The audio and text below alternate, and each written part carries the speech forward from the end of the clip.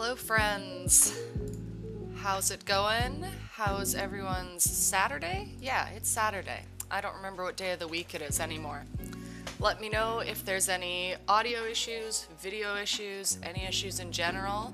I'm well aware that I need to change my scheduling in my little posts up there. I just noticed that. Thought I was fully prepared for everything today, but I was not, which is to be expected with the week I've been having, but it's fine. We're gonna work with it. It's fine. It's gonna be a very relaxed stream, I think. I will admit I was up pretty late and I am pretty tired, so bear with me. Hey Chris, how's it going? I'm just updating our times here so no one gets confused. Hello, Pay. Glad to see you both here.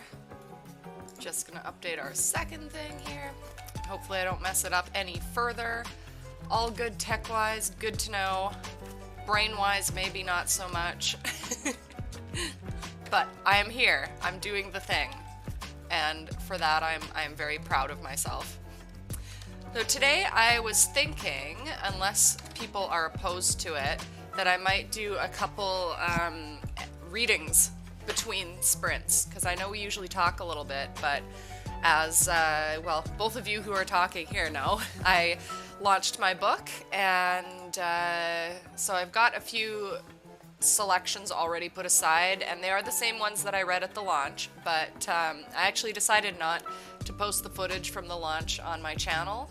So why not just do some readings here, and I'll be figuring out what more I do with that on the channel going forward. My week this week is going to be a lot better than last week. I think it depends on what my collaborators in Montreal decide to throw at me, because that can be incredibly unpredictable. Hey, Marc-Andre. I don't know if anyone else saw the great photo of the cat standing on a time when demons. That was Marc-Andre's picture. I saw that and I was like, this is exactly the kind of thing that I want to receive of my book.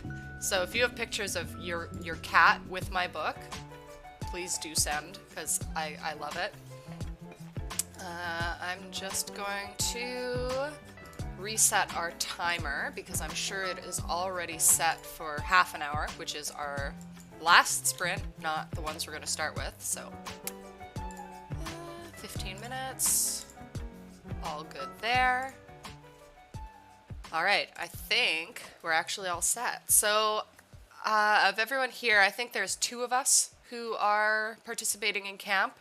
If anyone else is stopping by and you haven't said hi yet and you're participating, say hi. Let us know what you're working on. If you're not participating in camp, you can also tell us what you're working on, of course.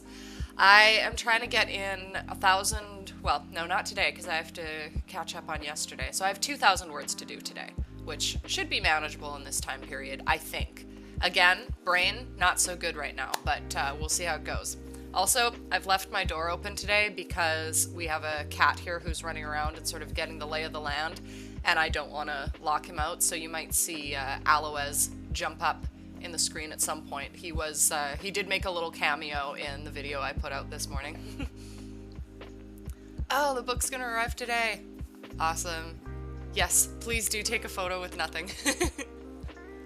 I'm still waiting on my author copies. I just have my proofs still, so I don't even have a proper copy of my book. And I'm seeing everyone else with them, and I'm like, oh, I can't wait to get it. But I think I'll have it in a few days. It said the 19th, but it is already shipping out, so I don't think it's going to take quite that long. I don't know what their system is for author copies.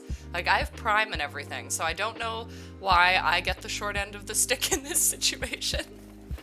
It's kind of weird. I always forget what I need to press here to start my timer, so I'm opening my stickies. We're actually going to be on time today. This is exciting. So I don't think I have to explain to anyone here how my sprints work. Schedule's up there. We are going to get going. Oh, only 1 minute late. That's fine. 1 minute late. And so we're going to go into a 15-minute sprint first, check in, and just business as usual. And I think unless anyone's opposed, I'll do readings in between each sprint session. So with that said, let's get into sprinting.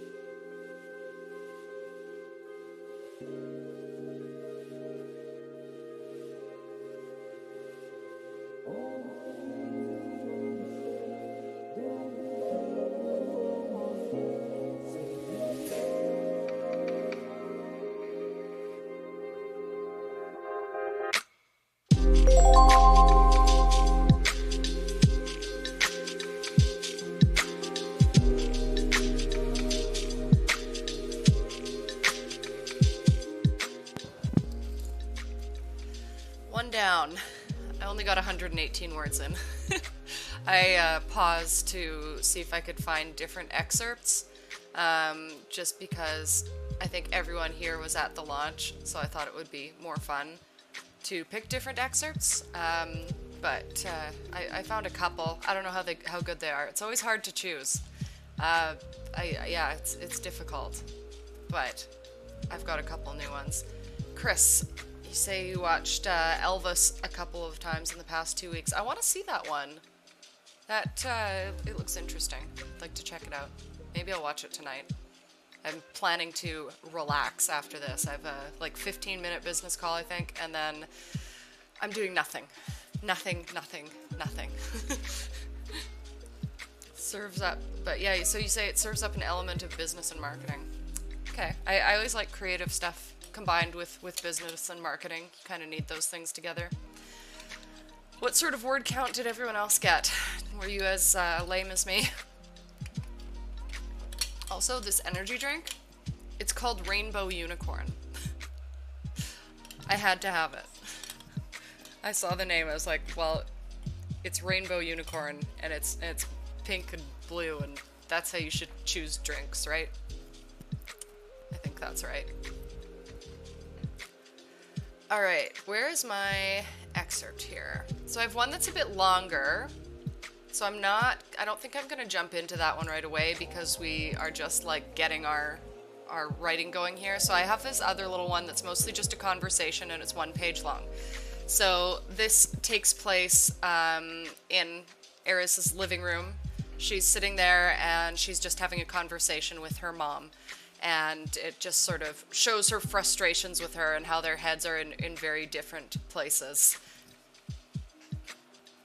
Hey, Ava. Eris and her parents were seated in the living room having afternoon tea as Ava worked on a small watercolor and her daughter voraciously filled up a pad of paper with charcoal renditions of one of the models she had studied last week. Not Gowan. Eris found it impossible to view his form in this space owned by her parents. Yes, dear, Ava responded, not looking up from the painting. Is there anything in our world like a soulmate? Not just someone you're really into, but someone you're supposed to be with. A smile played about Ava's lips as her gaze rose to meet her daughter's. Now this was a topic she had been waiting to discuss with her for years. You must have had quite the night last night at the Druid home to be asking. I've told you before how two powerful Wiccas can be when bound together. Not just that, though, Eris responded, ignoring the reference. Is there someone out there who the goddess has specifically chosen for each of us, not just the match that families create? Well, when a match is created within magical families, the goddess blesses the union at their handfasting. As she works through us, you could say the match was selected by her. No, Eris said, a little frustrated and not wanting to give away much more about her question. I mean, fate, predestined connections, something bigger. Love, if that's how you're feeling, that is the biggest connection you can make. Giving up, Eris returned to her art, pressing the charcoal down harder than before and breaking one of the pricier sticks in half. Fuck it, she muttered, gritting her teeth. Tossing her work onto the couch, she stood and stalked out of the room. I do believe our daughter is smitten, Ava said to Stuart, who continued reading the paper. He had not looked up once through the entire conversation and had no intention of joining in now. So there's a new excerpt. I hope that anyone who has got a book is enjoying it so far if you've started. I'm so nervous about getting feedback. It's terrifying. Baz's interpretation was fangoric. Well, I'm definitely gonna have to check that movie out. But for now, sprinting. And we're still on time. I'm so proud of myself. 15 minutes, let's go.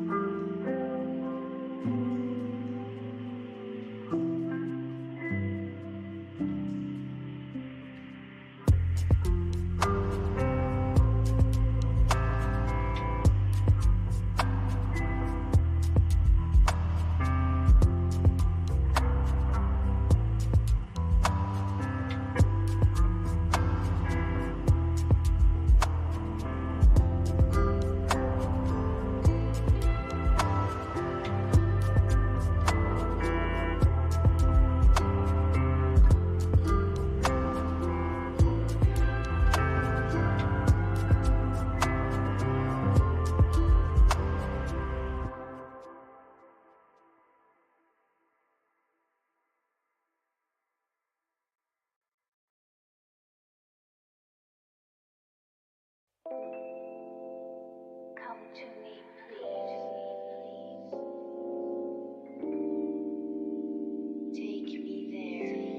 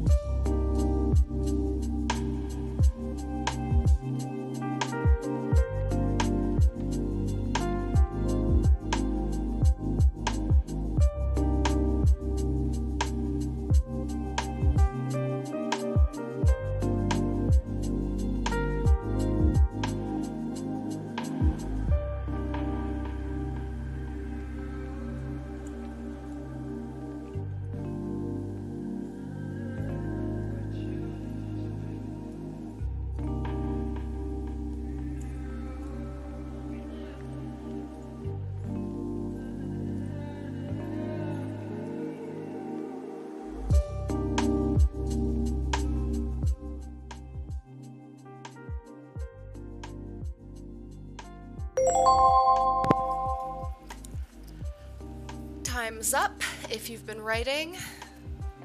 I did 209 words this time, so doing a little bit better. We're working our way up here. I was also looking for more excerpts, but again, it's so hard to find ones that don't have spoilers. Like, really.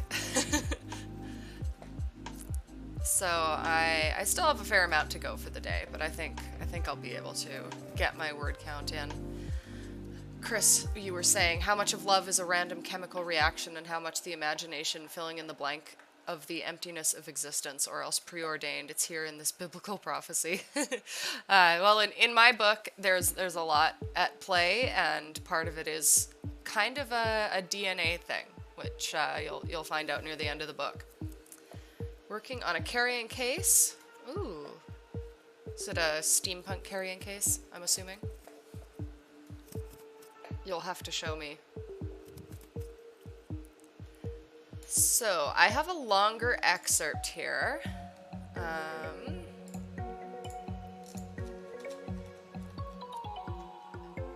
If you would like to hear it. I'm just looking at this one.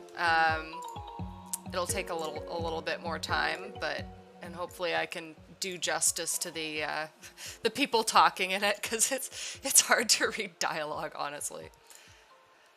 Slightly steampunk, no pics yet. Okay, well, when you have them, let me know. Also, we have to find a way to go on a ghost hunt. Total off topic. Sonia, hey! Welcome. 235 new words. Excellent.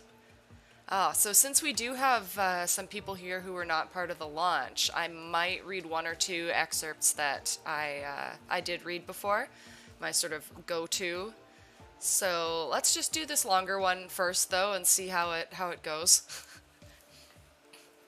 So for anyone who's just joining, I'm reading excerpts in between sprints of my novel that just came out, A Time When Demons. So this one is just sort of a school scene where you get to see communication between Eris and her best friend, Cammy. And they're in fine arts. After a whirlwind week of forced social occasions, which Eris grew considerably more used to, relaxing start-of-year classes, and 2 more sightings of the tall stranger, Friday had at last arrived, and a gleeful tension was building in the school air, the promise of the weekend. James is having another thing at the dorm, but I think Shar and I just want to go dancing or something. Cammy had been babbling about weekend plans for the entire final half hour of their art history class, resulting in multiple shushings from their professor. Dancing would be good, Eris breathed out in frustration, attempting to wrap up her notes in the final 5 minutes remaining. Oh, right, you've got that dinner, Cammy responded, as if this was newly remembered information. Yes, I've got that dinner. Fancy a vernissage first? A prod was felt in Eris' shoulder, and she turned to see one of the students they had partially gotten to know in the past few days. Carl was seated with his usual group. 3 young men and 2 young women, each wearing at least one item they had clearly sewn, painted on, or both. They always moved about campus with canvases, rolls of newsprint, and tackle boxes covered in stickers ranging from the PETA designs for children right up to more obscure anarcho-feminist symbols. There was not a single one that did not have at least one chunk of hair dyed and one extremity pierced. They truly wore their degree on their arm. The Duchess has a vernissage at Fritz. Figured you might not know. The who has a what in the where? Eris raised an eyebrow and quickly turning her head back to face front as the inevitable shh sounded from the front of the class, right as a bell rang. The long-suffering professor made a motion with her hand, ushering the class out as they stampeded past her in cacophonous Friday ecstasy. Carl's clutch remained. Flipping flock of seagulls' hair out of his eyes, he sighed. The Duchess is one of the best students here in her final year. She has already been selling to Seijin Gallery and has an agent in Milan. Vernissage is an art exhibition. If you know what's good for you, you'll keep your ear to the ground for them. Free food, free booze, and all the networking you need to move up in the arts world here. Cammy's eyes widened, and Eris knew even if she had not wanted to go, she would be going. Thing was, she had an inkling she may see her stranger there again, and maybe with a few glasses of Friday wine she would at least be able to say hello. We're in, Eris answered before Cammy had a chance. So it's happening now? Pretty much. We're heading over now. Thanks for the tip, Cammy chimed in as she stood and put her coat on. It's nothing, Carl responded coolly, giving another flip of his hair and turning to leave. The others followed uniformly in his wake. They held it in for what must have been 5 minutes until the group was well out of sight, and then the laughter came. What in the fuck have we gotten ourselves into? Eris questioned loudly between giggles. Fine fucking arts, baby. Cammy crowed, and they gathered their belongings en route to their first vernissage of the term. I decided to cut it off a bit early because it goes on for a few more pages, and that shows you a little bit of Eris and Cammy in fine arts mode. I don't want to interrupt your writing too much, so that's a new one for anyone who was at the launch. 0 words, but did make coffee. Coffee does count. I agree, and it's important. Fuel.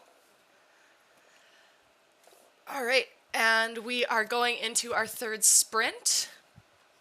It's going to be another 15-minute, and hopefully I can beat my last word count of 209, and maybe my voice will return to me.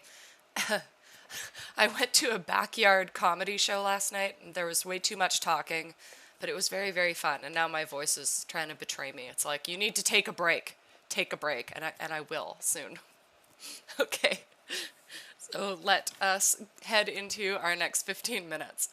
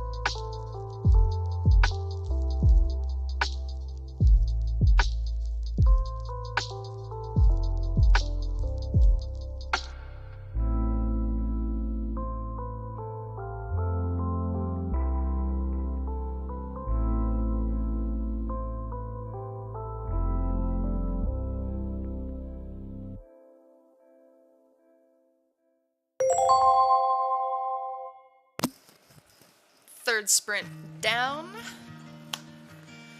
320 words this time. We are getting better. Getting into the groove a little bit. How'd everyone else do? Are we well caffeinated? I'm trying not to overdo the caffeine right now, because when you're, I don't know if this is just me, but when you're too tired and then you get like overly caffeinated, your brain just explodes.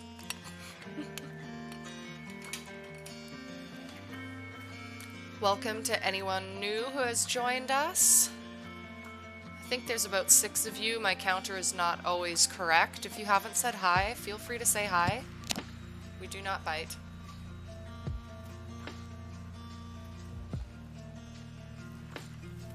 It's finally not quite so horrifically hot here. And I think it's gonna stay that way this week, which is like, the heat affects me so much, so much. It's just awful. 192, well done. Are you participating in camp, Sonia? I'm curious. It seems that not a lot of people go in for camp like as much as they do for November. Like I only found out about it last year. I need to look up how long it's been around for, so I'm not actually sure. I'd like to promote it more because it's nice to have more opportunities to do this. Cool, cool. Okay, so I'm not the only one doing camp. So I have another excerpt, and since we have at least one person here who did not hear my excerpts before, I'm gonna read this one about, so this one's not about Eris, not about the main character. This is about a side character, but I guess he could almost be called a secondary main character because he's the only other person in the book who gets like his full POV chapters. And if I continue on with this series, there's going to be a lot more of him, and I have a soft spot for him. His name's Aidan Gallagher, and he's the police officer who's trying to solve a murder case in, well, a few cases, in A Time When Demons. Alright. Aidan Gallagher hated hospitals. He hated them before he had even been in one. When he watched them on TV shows as a child, they struck him as stark, cold, and uncaring. Then, when his own mother was admitted to one, that hatred was only magnified. For weeks on end, he, his father, and his brothers would visit her in that room where she seemed to grow smaller and smaller each time they walked through the door, a mere whisper of what she used to be, the formidable, fiery woman his father had fallen in love with, turning to dust before their eyes. At 8 years old, Aidan could not help but blame it on the building and the people within. The nurses, who gave him candy and a pitying smile every time they visited, seemed sarcastic, lying behind those falsified expressions of care. He knew one thing, and one thing only. When they had brought Mary Gallagher to the hospital, Mary Gallagher died not long after. Flicking his lighter in aims to put off the inevitable, if only for a minute, he cursed the wind as it refused to comply, leaving his cigarette useless as a tool for procrastination. Thwarted, he gave up, shoved both cigarette and lighter in his coat pockets, and marched through the hospital doors, a man on a mission. Martin Sallow was in room 4B. From what Gallagher remembered, this was part of the burn ward. A suitable enough place for such a mysterious injury, he supposed. He had not been by yet to see the man, working from Baker and Schultz's feedback as much as he could from their visits, but the time had come and he needed to see the man for himself. From what he had been told, he wouldn't get a word out of him, but maybe, just maybe, he'd have luck where his co-workers had not. After all, the throat healed quickly, didn't it? He thought on how quickly a sore in his mouth healed as opposed to one on his arm, but what did he know? He was not a doctor. The hospital was exactly as he expected. Clean, beige, with a mixture of low and extremely bright lighting. Halls and rooms and counter that hadn't been updated since the 80s. He swore it had not changed since his mother had been brought there. Maybe a fresh coat of paint here and there, but somehow they had managed to match the previous color exactly. Hospitals were always like this, always were in his town, a portal to the past. The elevator had quilted fabric hanging on its walls, making the small space seem even smaller. It was something he took note of every time he entered this building, but had no idea why it was in place. Yet there it was, every time, the mocking cloth hanging heavy, suffocating him in silence. At last the shaking box ground to a halt, and a strained ding sounded as doors groaned open. It would be just his luck if he died in a hospital elevator. Hustling out of the enclosed space, he looked right and then left. Left it was. Walking down the silent hall, he noticed nurses were few and far between on this floor, and he thanked the universe at least he did not have to run into many of them. If he had to face one more of those pitying smiles, he would have to abandon his mission, he was certain of it. Yet there he appeared minutes later in front of room 4B. The door was open a crack, and he knocked out of politeness. Upon hearing the expected lack of response, he slowly entered, peeking around the portal as it swung open against his push. Sallow was lucky for a guy who wasn't in much of a state of consciousness. He had been gifted a room entirely to himself, spacious and bright with a large window ushering in the morning sunlight. It shone with a great effort on the figure in the hospital bed, yet gained no appreciation. As if in response to the silence within, a cloud passed over, darkening its glow. Perhaps the light would move on to shine in a more appreciative window. Aidan shuffled over and sat on the chair near Sallow's side, a stiff metal frame thing with plasticized reddish-brown upholstery. "Martin Sallow," he spoke, testing the waters as he leaned back in the seat. Martin Sallow turned his head slowly and stared in return. It was a dead stare, and Aidan was uncertain whether he was disgruntled at the cop's appearance or if he simply didn't care. "Name's Gallagher. Aidan Gallagher. I'd shake on it, but I doubt you'd oblige." A pause, in which Sallow did not turn to look away again, but did not respond either. He simply blinked. "I hear you don't go in much for chatter, either." An incredulous look passed over the deadpan face now, and a rasping cough ushered forth from the thin lips. Martin Sallow pointed at his throat in a strong and direct gesture. Yes, I'm aware of your condition, and I'm sorry for it too. Nurses say at this point you should be able to get a few words out, though. A man in your shoes, I'd say it would be worth it to save those words for the cop who wants to catch the person who assaulted you." Another glare from Sallow. At least now that Aiden had seen it for himself, he knew Sallow would be talking if he could. Let's try this then. Do you remember who did it? A shake or a nod is fine. Sallow began to shake his head yes and stopped, switching quickly to a no. That's so. Seemed you were about to give me a yes. Do you think you might know who did it then? Sallow turned his head away to stare out the window as the sun graced them with its presence once again. Well, Aiden sat a moment, hoping the man would change his tune. It seemed that was not in the cards for today, though. I've got work to do. He stood and looked around the room once more. Not such a fan of hospitals. His gaze cast down to the bed. Martin Sallow had shut his eyes. Nice meeting you too, Aiden muttered as he left the room, resolved never to return to that place again. So there's another excerpt for you. And, oh, since 1999, camp? Because I knew that NaNoWriMo had been around for a long time, but I didn't know that the camp part had too. And thank you, Bookish. I'm glad you enjoy the excerpts. Whenever I experiment with something new with these sprints, I'm like, is it going to work? I don't know. But yeah, I think it's a fun way to break things up. Not writing, but working on what you hope are final edits. Awesome. I'm excited to get to that part with Sintera too. It's been a long time coming. Anyway, I'll stop babbling and get into our fourth sprint. This will be the last 15-minute one, and then we'll have a little excerpt again, and we'll do a final sprint, which as always will be half an hour long, and I'll put up some suggested words if you want to try those out. That is cool that it's been going since 1999. I guess maybe they just don't advertise camp so much or something like that, because I had never heard about it before. Alright, so let us reset our timer. I hope everyone is ready to write again. Maybe my words were a little bit inspiring. I hope so. I hope it helps. And let's get into it.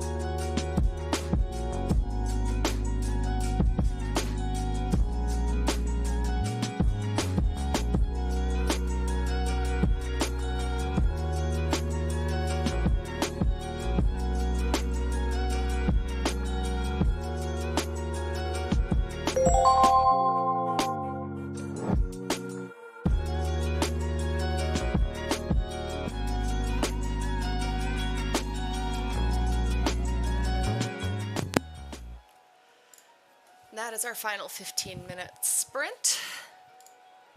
What did I do this time? I'm at 287. Was I less last time?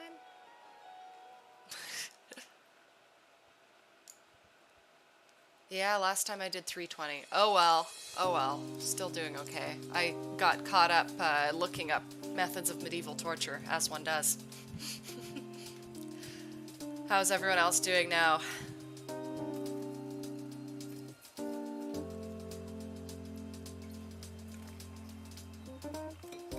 We're going to be heading into our final sprint, and I am going to read another excerpt, but I'm also going to put up our magic words. If you are new here, I like to put up some words that not everyone might know, and you can use them to inspire your writing. You can try to work them into your writing, or you can just read them and enjoy them. If you're writing, flash fiction or just random stuff, try picking one and use it to base your writing on. Just some suggestions. So today we have an interesting selection here. Let's see if I can pronounce them all. So, anfractuous, which means winding or circuitous. We have bardolatry, which I think is my favorite. It means excessive admiration of Shakespeare. Chiliad is 1,000 things or 1,000 years. And last we have logomachy, which is an argument about words, which I think is appropriate on a writing channel. And I know that this font is not always super readable, especially on phones, so I'm gonna paste those into the comments section if you want to check them out. But first we'll do my final excerpt. And this is a short little one, and I did also read this at my book launch, so if you were there, it's not going to be new. Now, where is it? I have too many files open right now. Excerpt 3? Oh dear. Excerpt 2? Okay, yeah. I'm going to turn this music down a little bit more.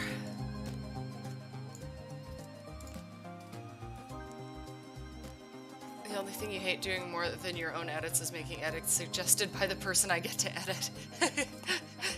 Yeah, it can be tough. Okay.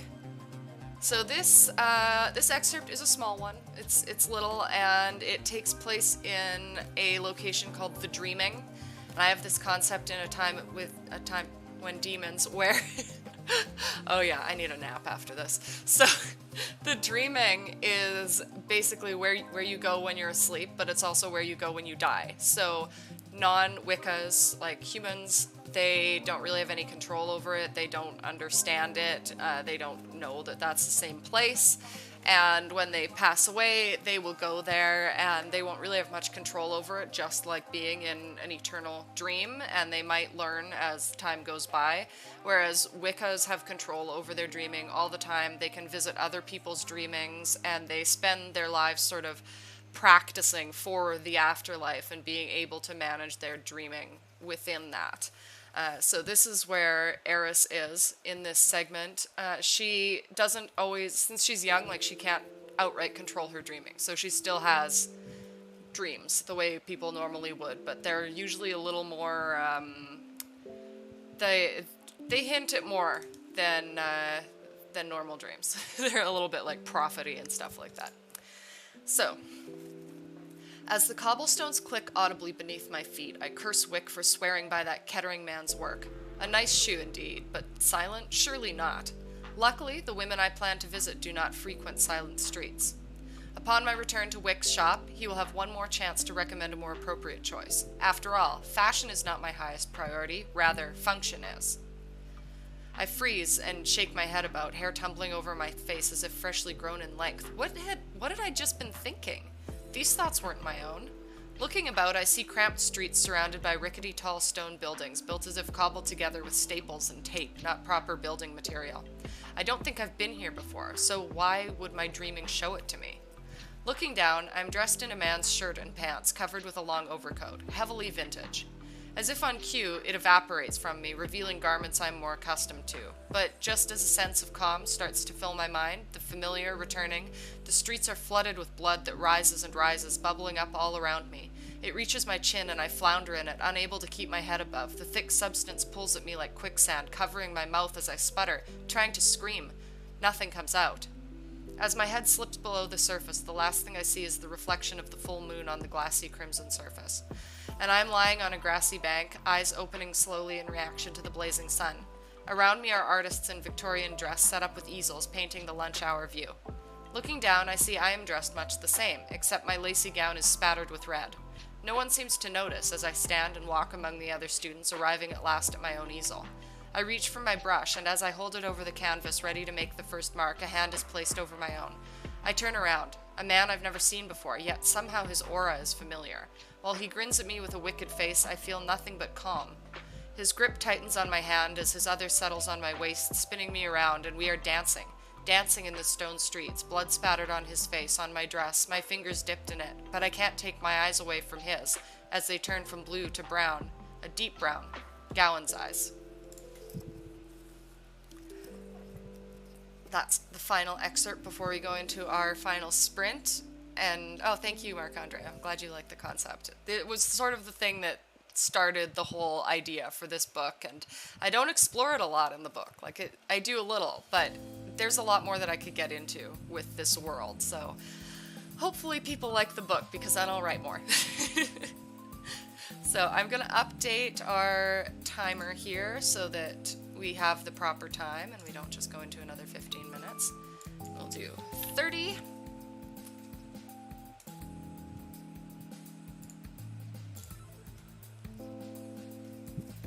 So I hope everyone is ready to write. This will be the long one. If you are trying to finish a word count, maybe you can get it in. Wrap it up now. I'm hoping for that myself, but we'll see. We'll see how that goes. So ready, and let's sprint.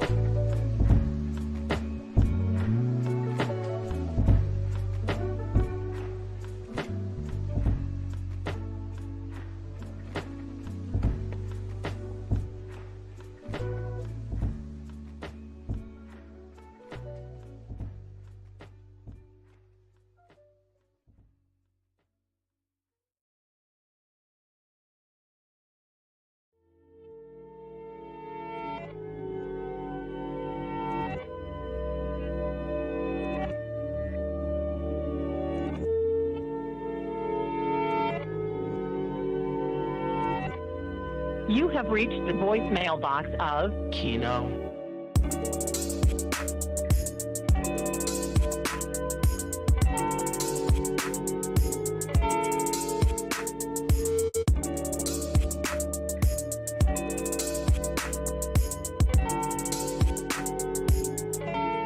Just wait for the tone.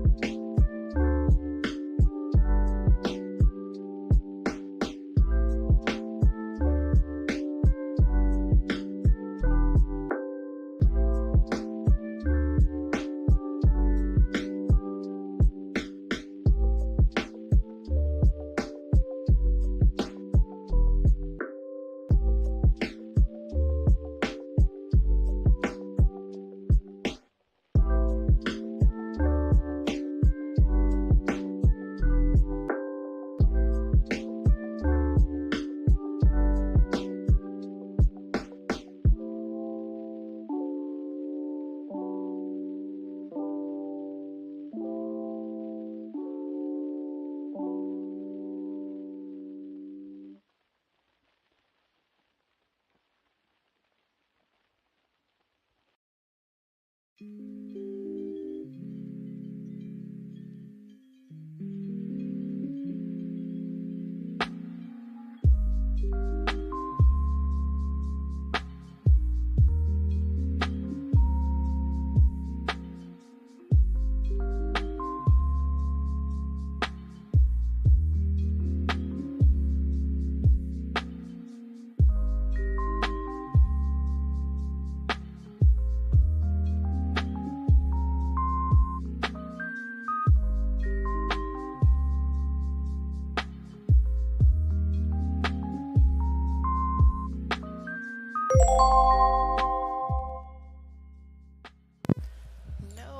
it's over.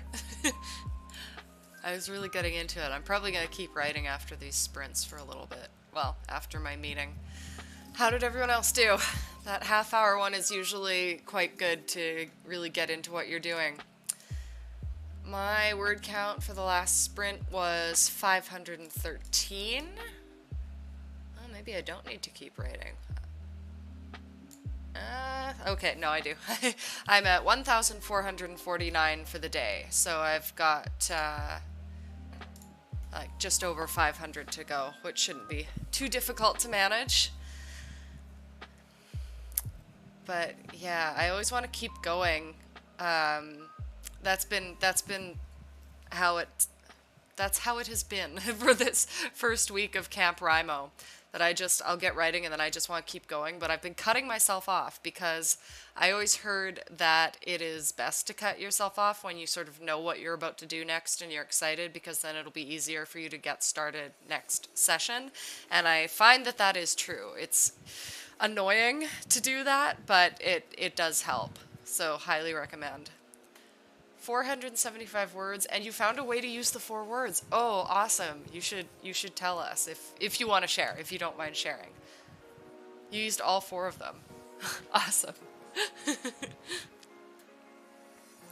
So I thought of doing another excerpt to wrap up the stream, but I'm not going to because I know that people want to get going on their afternoon and we're already 5 minutes past. So but if you all like that idea, let me know and maybe I'll find more excerpts or just more of my other stuff. Like I could read from Centera, like what I'm working on, something like that at the next sprint session. Just a reminder that there will not be Saturday sprints next week. I had planned to do them every weekend through camp, but I'm going away from the 14th to the 16th, so I won't be able to do them, and I won't be doing Thursday sprints either. So the only sprint session that I'll be hosting in the coming week is Wednesday from 8 to 10 p.m. on Discord. The thing is, I am not working a day job right now, so I might throw in some like surprise sprints on Discord. That might be a thing.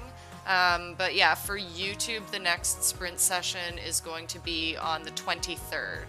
And then the 30th. I was going to try sprinting actually from the location I'm going to, but I don't know what the Wi-Fi is going to be like. I don't know how reliable it is, so I just don't want to risk it. You'll pass on sharing?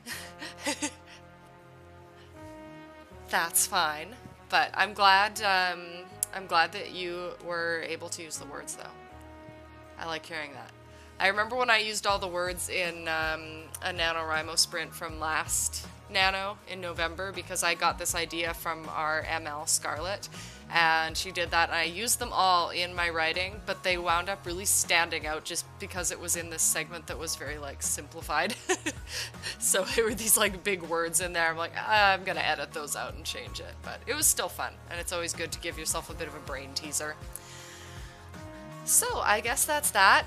If you missed it, I did upload a new video this morning, a couple hours before we got into sprints. It's my 1 week check-in on Camp Rimo, so if you're curious to hear more about what I'm doing, it's mostly just me being stressed about my life, but it's okay. There's some kitten videos in there that are pretty cute, so go check it out. It's only like 6.5 minutes long, so it won't take you long to watch. And thank you so much for stopping by. It's great to have you here. If you're on Discord, I'll see you hopefully Wednesday night. And other than that, I'll be back on YouTube in a couple weeks. I hope that you got some writing in. I hope, and of course, as always, I hope that you all have a day that is just as wonderful as you are, and I'll see you again soon. Bye.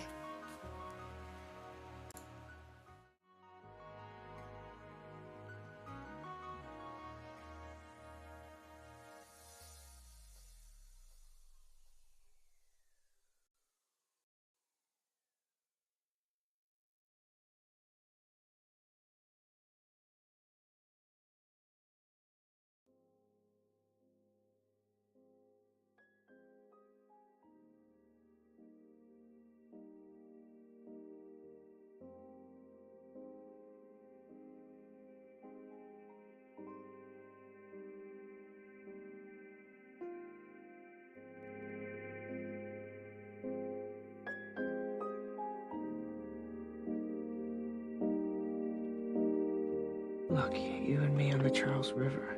I could die right now, Glenn. I'm just happier. I've never felt that before.